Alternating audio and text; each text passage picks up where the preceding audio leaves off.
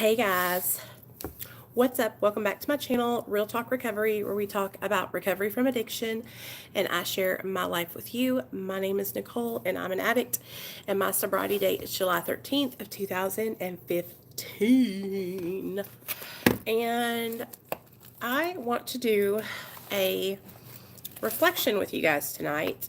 So what I'm going to do is I'm going to read some things that I read every night, okay? And we used to do this on my channel all the time, but we haven't done it in a while. So we're going to do it today.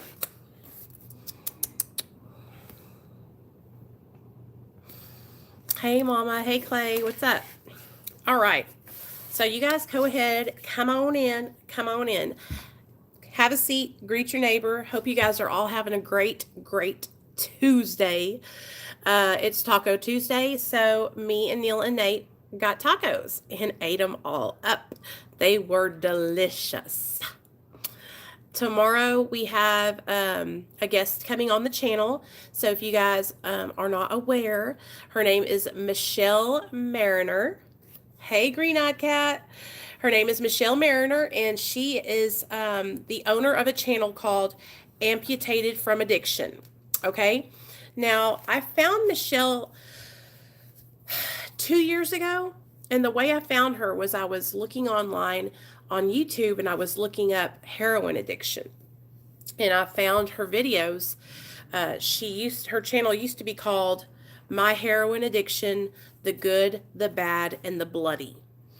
And I watched the first couple of videos that she uploaded, and I was hooked because at that time when she was recording herself, she was in her active addiction, and she had just shot up in her arm and right here in her wrist, and she hit an artery and a clot got thrown out. So basically her whole arm, her fingers were turning black. She shows it on the video, you guys. Then it was a huge open wound where you could see down to the bone. And she shows all of this on her channel. So if you guys haven't checked out her channel yet, it's called Amputated from Addiction.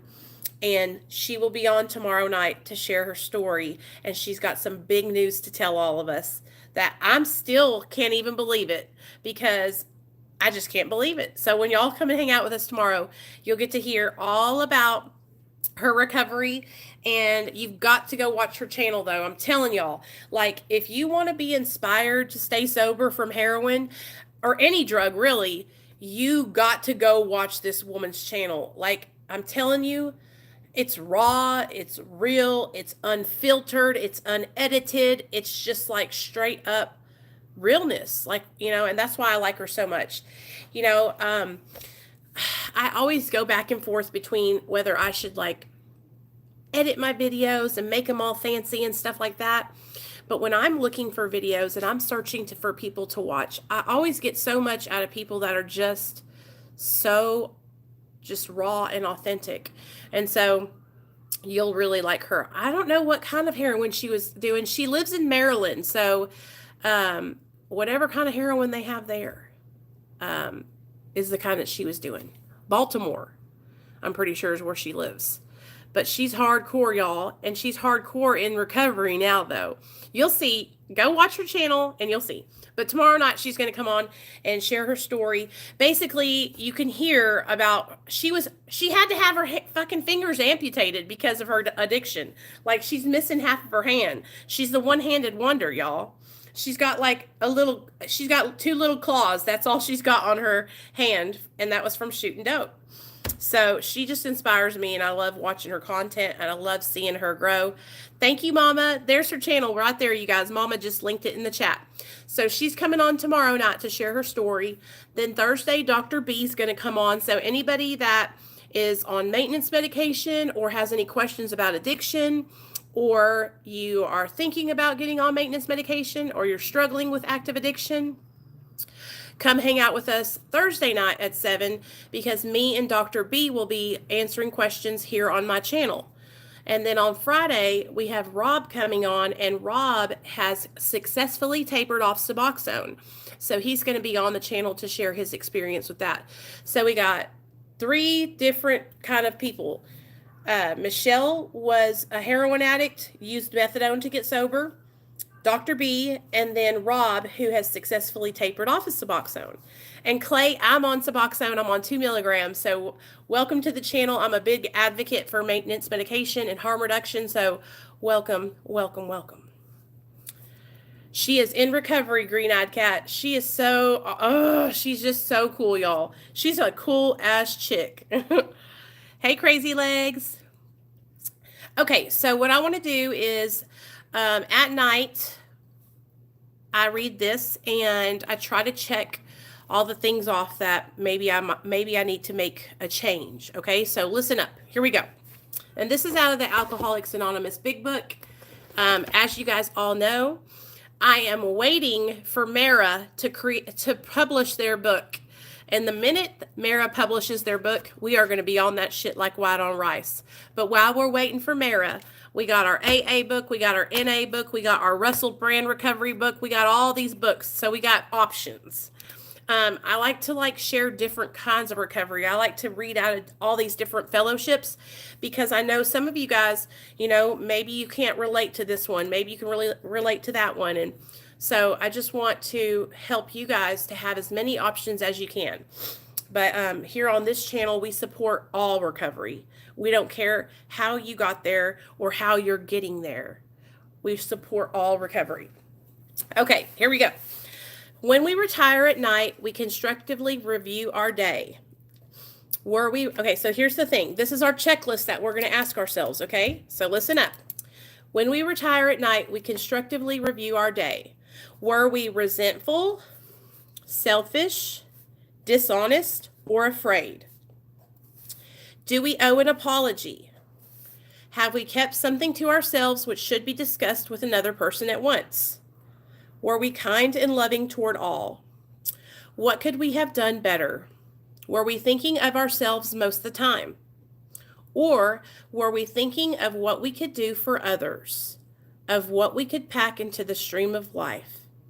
But we must be careful to not drift into worry, remorse, or morbid reflection, for that would diminish our usefulness to others.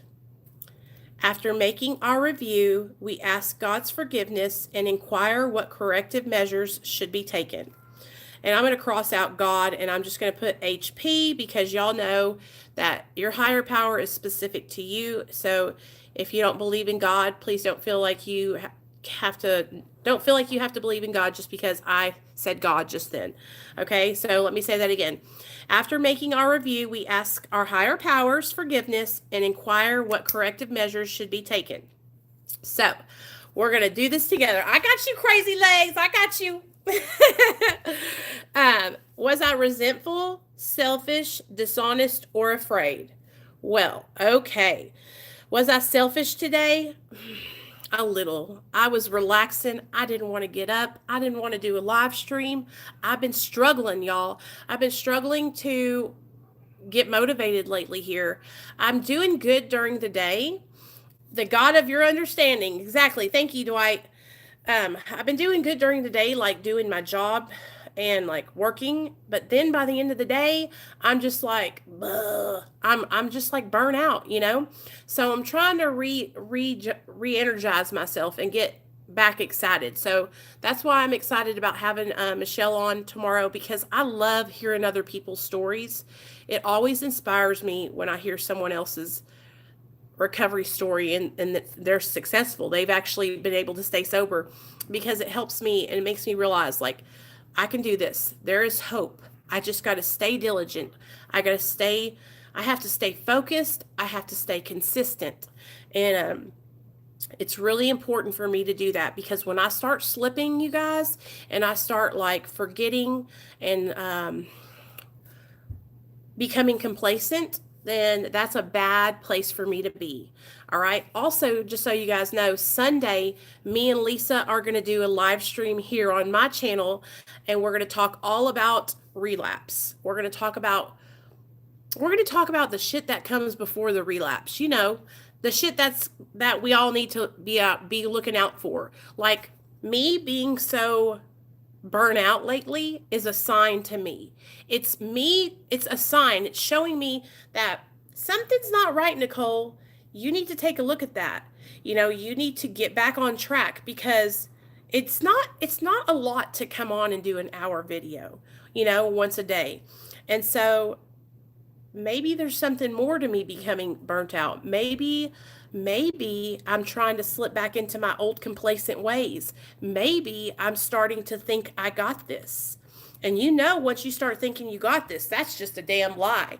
That is addiction telling you that you got this, because we never have this. Okay? We have one day. Today is the day that I have. Today I have been successful. I have remained sober, and I start over tomorrow fresh. So these are signs that I'm realizing about myself. And so, I know I come on here and I sit in front of, hey, Great Dane, I sit in front of you guys and I'm sharing with you guys, but I'm a human being. I am an addict, okay? And I have to work on my recovery just like you need to be working on your recovery. So just know that, like, I'm not immune to slipping. And so because I have a platform and because I come up here and I try to share things with you guys, I have to be extra careful and extra hard on myself, because I don't want to come up here and set a bad example. I don't want to come up here and, be slipping and falling back in my old ways, and then, showing you guys that that's okay. I have to stay consistent. So these behaviors, this burnt out behavior that I've been feeling, I'm trying to start looking at it. I'm trying to think of different ways that I can maybe help myself to feel better. Now, I do know it has a lot to do with this damn coronavirus shit. It's like I'm hitting a depression. You know what I'm saying? Like, I'll do good for a couple days and then I'll hit a low, and then I'll be up for a couple days and then I'll hit a low again. And I'm sure you guys can watch my videos and see the up and down in my excitement or my personality, because I show exactly how I feel on my channel, And so I feel like I'll be doing good, and I'm pushing myself to do good. I'm pushing myself to feel okay and stay consistent and go out and get fresh air. Hey, Michael, shout out to After Prison Show. And then I find myself like pulling back and kind of like hibernating in the house, so this is all behaviors that I have to be aware of, so that way I don't fall back in my old ways. Okay. All right. So do we owe an apology? Were we resentful, selfish, dishonest, or afraid? So have I been lying to anybody? No, I've been good about that. Sometimes I find myself, you guys, like, I don't know what it is. Y'all tell me if you know what I'm talking about. When we were in our addiction, how easy it was for us to, you're right, nice person, that could be that too. And that, it's about that time. It's fixing to be the first of the month. So attention, everybody. Attention, Real Talk Recovery family. I menstruate at the first of the month. So from the 25th to the 17th, be prepared, because it could come anytime. So y'all be prepared. If y'all see me start wilding out, crying a whole bunch, then getting real angry and then crying again, you know what's happening, okay? But you're right. That could absolutely be what it is. And that's probably a lot to it. So, nice person, I feel like you're like literally living in my head, because look at this. It has to be that's exactly what it is. I'm breaking out too, you guys. And wasn't I just talking about how clear my skin was the other day? I woke up this morning, I had 3 new pimples. That's why I've been feeling the way I've been feeling, because that's what it is. Okay. Anyway, let's read on. Okay. Selfish, dishonest, afraid. I don't think I've been afraid. Every now and then I do get that fear when I'm looking on the news about all this stuff, but so pretty much what I do, you guys, is I just try to stay positive. I really don't watch the news a lot, especially with what's going on, with the coronavirus. I pray over my husband every morning when he leaves to go to work. I pray over him, because my husband he works at a grocery store. He's the manager of a grocery store, so he has to go into work. So I pray for him. I'm like, it's going to be okay. And then, hey, Hitman, I try to just not think in my mind about that, like that could happen or he could get sick. So that helps me to stay positive. Okay, was I resentful? Let's talk about this one because this one has been eating me alive. So I don't usually have resentments. And if I do, I don't hold on to them. I usually let them go and move past it. But I have found myself focused on one resentment in particular. And so I'm not going to say what it is, but I have been praying for this person because that's the only thing I know to do to let go of this resentment. Hey, nice person, he's gotten 2 bonuses. 2 bonuses. So yes.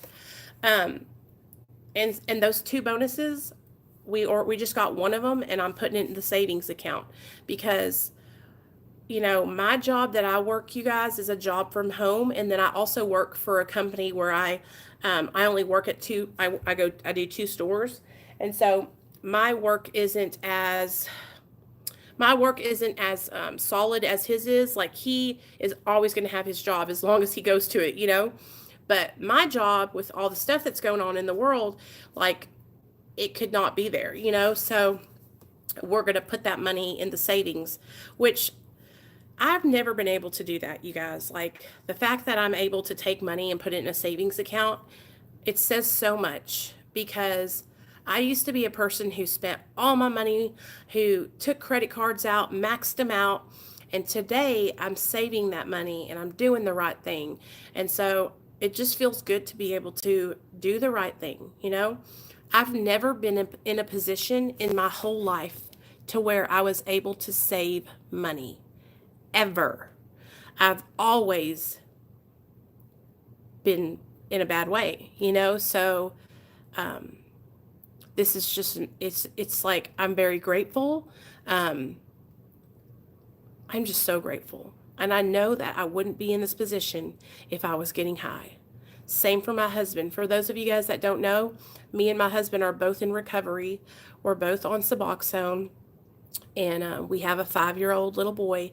And so all of the things that we have today are because we're staying sober. So I'm so grateful, so grateful. So, okay. So resentments. So lately here, I've had one resentment. I've been praying for this person. I've been working really hard on trying to let it go. I don't usually get resentments, you guys, unless somebody hurts me. And it's never because of no reason. Like, I'm not that kind of person. Like, I don't just go out trying to start shit with people. I usually have a resentment because somebody hurt me.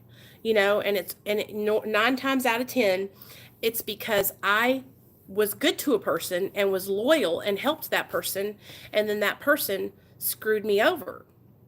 Hey, Brad, what's up, man? Do you think it's possible for a heroin addict to drink alcohol responsibly? Have I ever seen that? Yes, I have. Hitman, watch my never knew. I was so angry. What's wrong, bub? Yes, Brad, I have actually. I know plenty of people that can drink alcohol and they never go out and get high. But me, I am an everything-aholic. I'm an everything addict.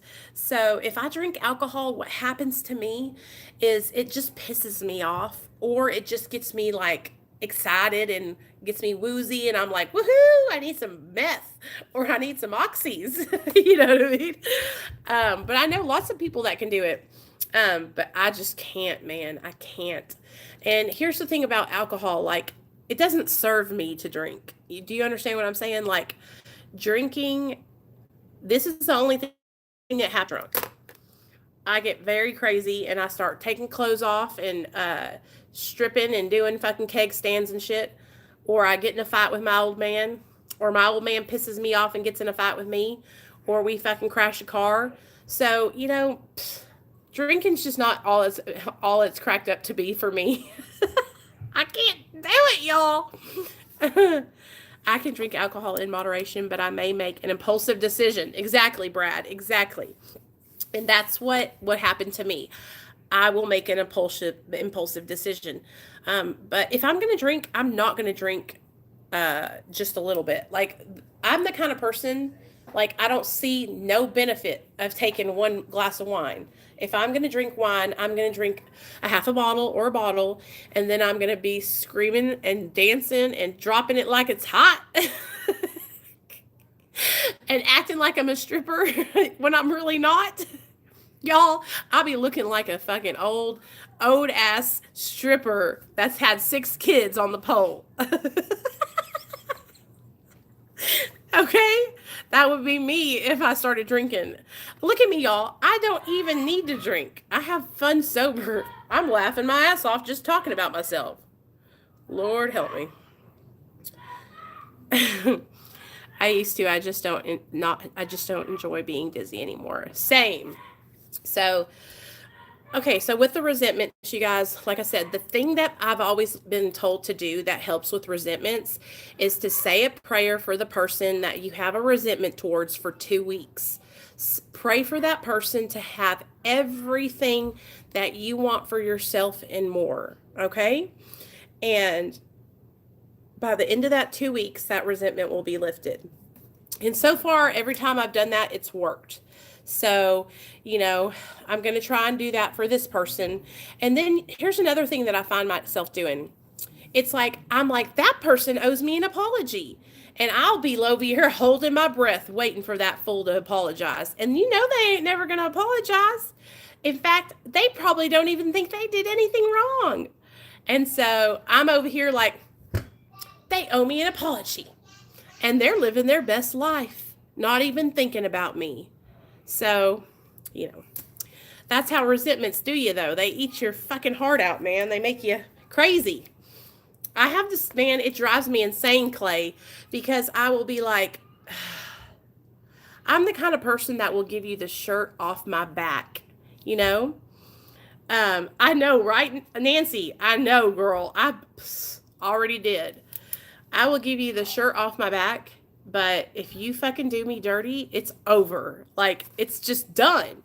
Because I've been done dirty by so many people that I just don't fucking put up with it. Hey, Megan.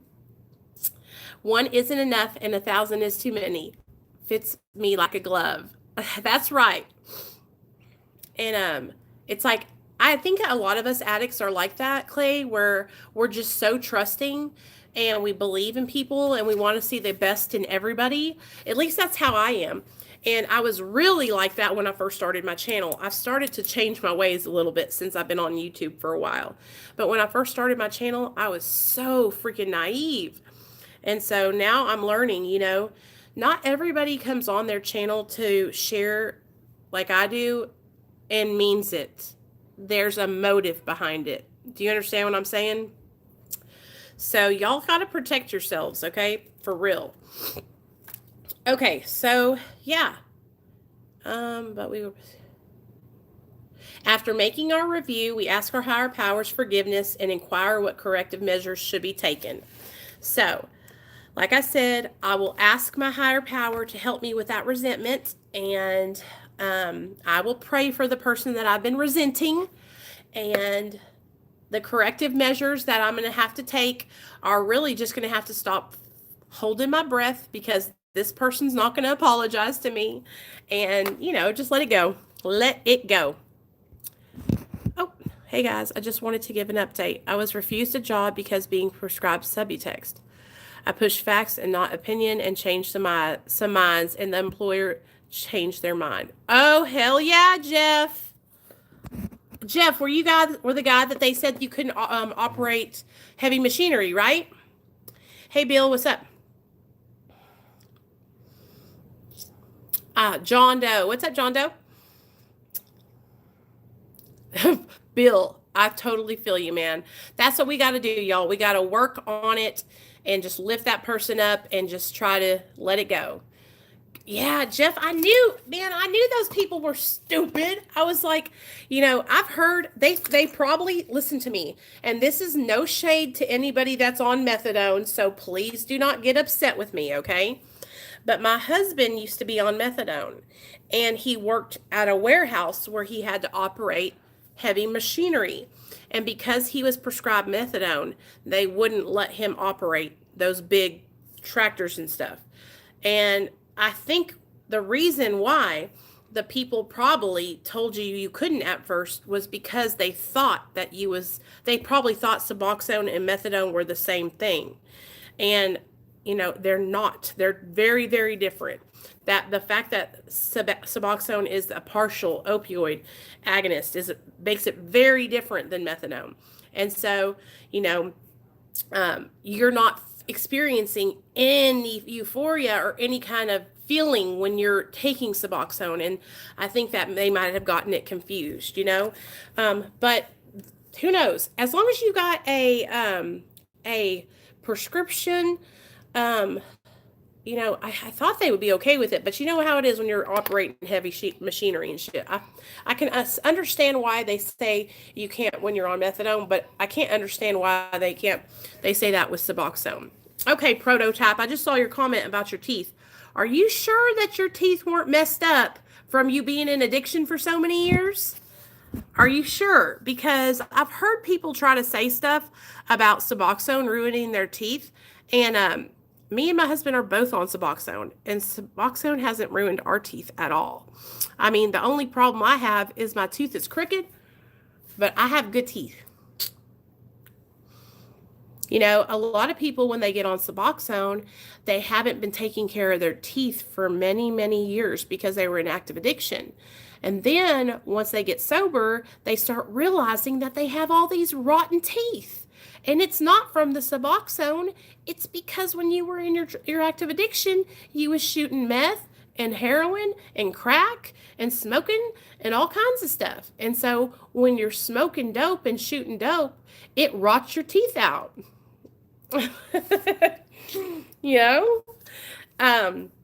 So I've heard people say that, but I haven't seen anybody who didn't have problems with their teeth before they got on Suboxone. You know what I'm saying?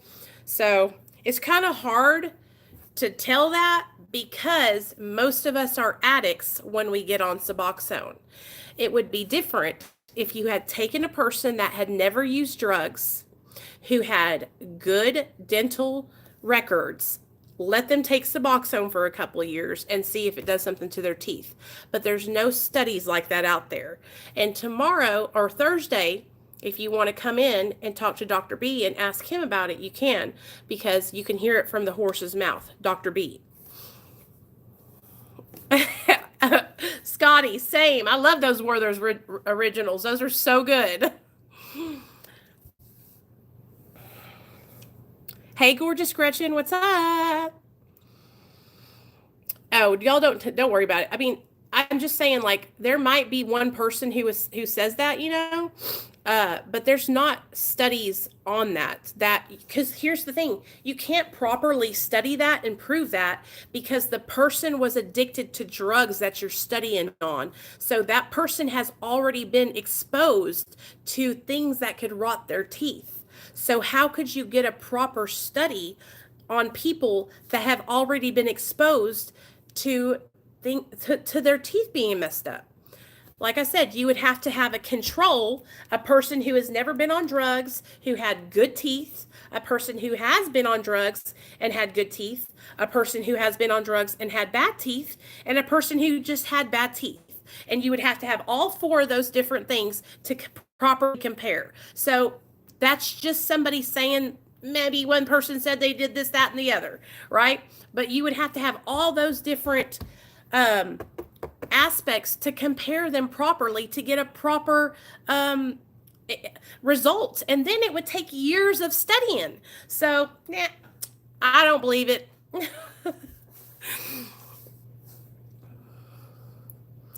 Hey, Erin, what's up, girl?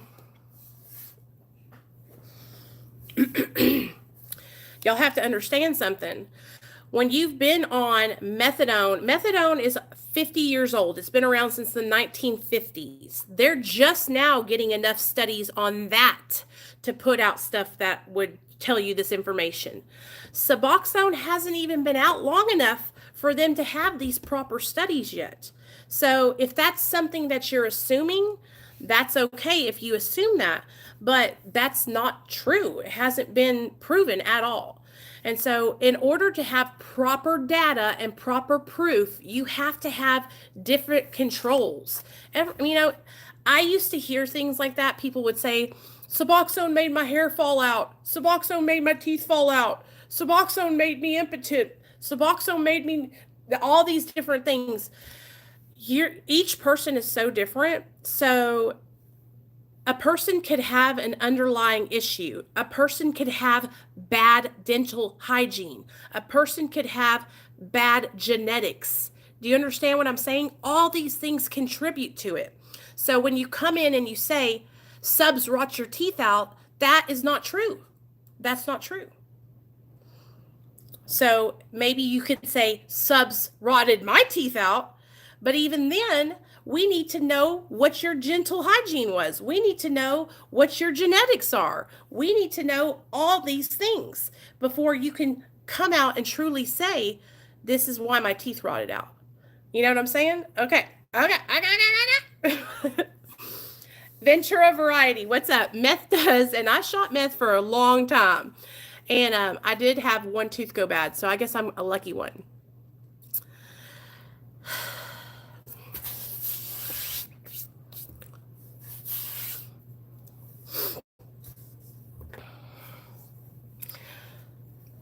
And that's another thing that you have to look at. So Clay, that's a good point.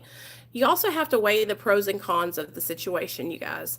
If you have been an IV junkie for many years and you cannot stay sober, right? And you can't stay sober and you've been relapsing and you've been, having near-death experiences, right? You have to look at the pros and the cons. If being on Suboxone is keeping you from dying and shooting heroin, and you're gonna have a bad tooth problem from it, isn't that better than dying? Do you know what I'm saying? It's like, I guess I just was down so low, y'all, when I was in my addiction, that I lost everything. I was homeless. I was doing anything I could do to get drugs, selling my ass, So being on Suboxone has saved my life. I don't have any room to complain about it because it saved my life. I guess if you don't have time to do anything else and you want to look into all these things about how Suboxone did this, that, and the third to you, that's on you. But I'm over here living my best life. My teeth are great. I shit every single day. Life is good. And so it's like, you got to be careful, you guys, because when you say things like that without any kind of proof, it can deter somebody out there who is struggling, who might want to get on that medication. And it might make them think, oh, well, I can't get on that medication because so-and-so said it'll do this to me. Every single person's body is different. Just like my body has responded to the medication in this way, your body can respond to the medication in a different way. Am I taking, when people tell me that they've had a bad experience with Suboxone, I believe them because that's their experience. But what I'm saying is, it's just really irresponsible and dangerous to just throw out statements saying that all things do this to you and all things do that to this. It's like, no, it doesn't. It doesn't. And until there's proof showing that people's teeth are going bad from Suboxone, I'm not going to believe it until I see it on paper. Proof. And I'm talking about real proof, scientific proof. And Brad, I saw your comment about Kratom. Just the same way about Kratom. I'm not going to come on my channel and say Kratom is going to do this, that, or the third to you unless I see proof that it's going to do that, this, or the third to you. Just learned over the years that it's serious when you talk about stuff, and people, when they're hearing me, they are hearing what I'm saying to be true, okay, and factual. And so I got to take it easy, you guys. I got to be careful about what I say. So be careful about what you say, because you don't want to discourage anybody from seeking life-saving treatment. Whatever keeps us on the right path is what we have to do. Whatever works for each of us, I'm okay with it. Same. And here's another thing, you guys. Like, when I got sober, I hadn't been to the dentist in 10, 15 years, okay? I know, Julie. I hate when people say that. That fucking shit pisses me off. Don't get me started, girl. um, I hadn't gone to the dentist in over 10 years. So when I got on Suboxone and I had a year sober, my teeth started hurting back here. I didn't go, Suboxone made my teeth rot out. No, I went to the dentist and I got my teeth cleaned and I got my tooth pulled because I knew my ass hadn't been to the dentist in 10 years. You know, like, what kind of sense does that make? Well, I just think it's serious when you talk about that kind of stuff, because you have to look into all those different situations. You have to look into did the person have good dental hygiene? Did the person have bad genetics? How long has the person been on the medication? How long were they in their addiction before they got on the medication? You see what I'm saying? So anyways, sorry, I go on tangents sometimes, and that was a good comment that I wanted to go on a tangent about. Sorry. I'm just really passionate about maintenance and helping people, and I don't want to discourage anybody from getting help, you guys. And I want this to be a place where you guys can come here and you can know that you're safe here, that your people are here are going to be supportive and accepting. And I know that all of us are going to get along, and not all of us are going to have the same beliefs, but we can at least help each other and be supportive. You know, you can go to any other channel and have abstinence-based recovery meetings and listen to, you know, that, which I love those kind of meetings also. But this channel is specifically dedicated to helping people that are utilizing maintenance medication. And do you know why that is? Because I'm on maintenance medication right now. So we're going to be doing what I need because I need help.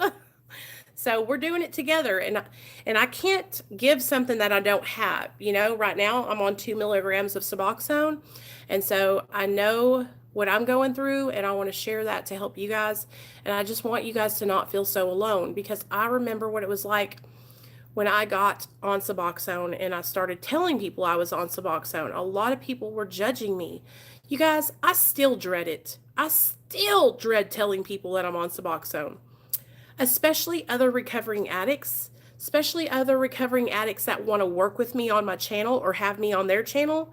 Because the moment, if they don't do a lot of research on me and they just know me from a couple videos, they're like, damn, that girl's got some hard, badass recovery. I want her to come on my channel, right? And I have to tell them, I'm on Suboxone, you know that, right? You know, because a lot of people, if I tell them that, they won't want me on their channel. They'll say, you're not in recovery, you know? And so I want this to be a place where we are non-judgmental, all-inclusive support. It doesn't matter. Yes, I am heavily biased to the Suboxone maintenance because I'm on it myself, but I support all maintenances. I don't care if it's maintenance for methadone, kratom, marijuana. You know, I support people that are on kratom. You know why? Because I've seen my friend Avalon. I've seen her life change, you guys. I've seen her be happy, and she uses kratom every single day. And until she comes up and tells me that she hates kratom, I'm going to still support her. You know, I just don't want any of you guys to feel left out, and that's really important to me. You know, it's really, really important to me because I have felt left out before, and it's the worst feeling in the world.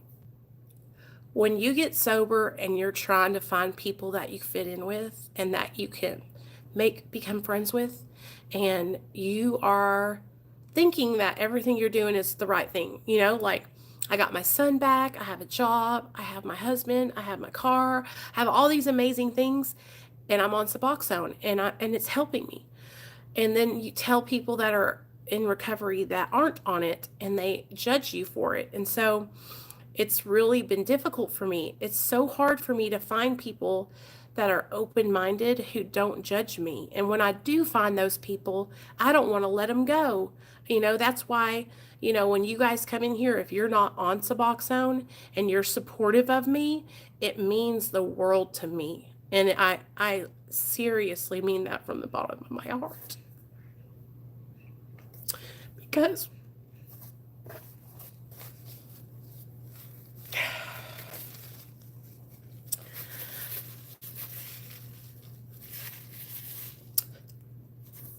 being on Facebook and having all those people make fun of me, dog me out, run me off Facebook, was the most embarrassing thing I've ever been through. And it was by a whole group of recovering addicts. And so it was so embarrassing. That's why when I find people that are kind and open-minded and loving, like, I want those people around me, you know. Sometimes people trick me and they make me think that they're kind and loving and tolerant and open-minded, but they're really not, you know.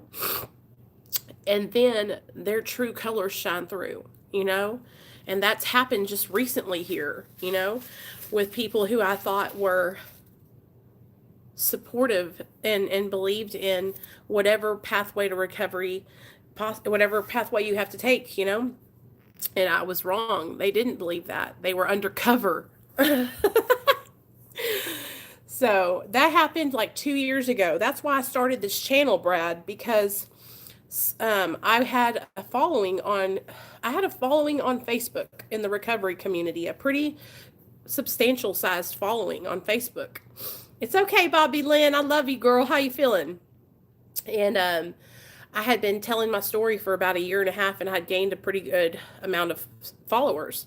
And I was starting to get into these wars with the other recovery advocates on Facebook because I was sticking up for people on maintenance. And I was going up against people who were working for big treatment centers. I was going up against people who were making money off the backs of addicts. So, of course, you know, when you're making money off of people going in and out of rehab, of course you don't want them to get on Suboxone. You know why? Because then they're not relapsing back and forth. So I was going against those people. They were getting mad because I was messing with their money, you know. So that's what happened there. But that's why, like, I'm such a big advocate for, you know, you guys doing what works for you. Now, listen, if you can get sober through abstinence, man, that's what's up. You know what I mean? But that's just not been my experience. And the only thing I can do is share my experience. You know what I'm saying? If you're somebody who's trying to get sober through abstinence and you're like, I just can't relate to Nicole, right? I just can't relate to her. There's so many channels on YouTube of addicts who are abstinent, you know? And there's so many. But there's not a lot of channels with people like me who are on maintenance, who are doing videos every single day, you know? So, but there's lots of people that are abstinent, you know, and it's easy to find them. It's hard to find a group of people that are on maintenance that are supportive, that aren't hiding because of the stigma surrounding maintenance medication. You know, I want this to be a place where you don't have to hide. Okay, you can fucking fly your freak flag high, baby. Okay, guys. All right, I love you guys. Sorry I went on a tangent. Prototype, thank you for the comment because it got me excited about talking about stuff. So I always love a good debate. Y'all know I love it. And I love you guys. Y'all mean so much to me. Get the straps, Nick. Empty the safe. Time to turn these YouTube streets into a war zone. OG Scotty, I got to come over there and watch a couple of your videos. I haven't been over there in a while. Right, Brad. Exactly. That's exactly what I'm saying, dude. Exactly. Gorgeous Gretchen, I love your name, and I love your yellow hearts, girl. Y'all are all welcome here on my channel anytime. Like I said, tomorrow night, we've got Michelle coming on. This is going to be a good one. Do not miss this video tomorrow. It'll be live 7 p.m. Central Standard Time. Then Thursday, if you have questions and you want to talk to the doctor, I'll have Dr. B on Thursday to answer questions. So come and be here if you have questions that you want Dr. B to answer. send them to the Real Talk Recovery phone line at 501-991-5149. Just text me the questions, okay? And no, please don't anybody take me getting excited a little bit as me being angry, because I'm not angry. I'm having a good time. I love you guys.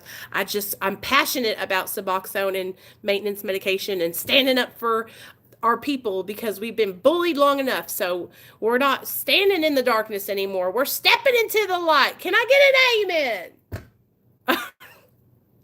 All right, you guys. I'm going. I'm wilding out. It's getting too late. I need to go to sleep. So, when I start preaching, that it's time for me to go to bed. So, see you guys tomorrow at 7. I love you guys.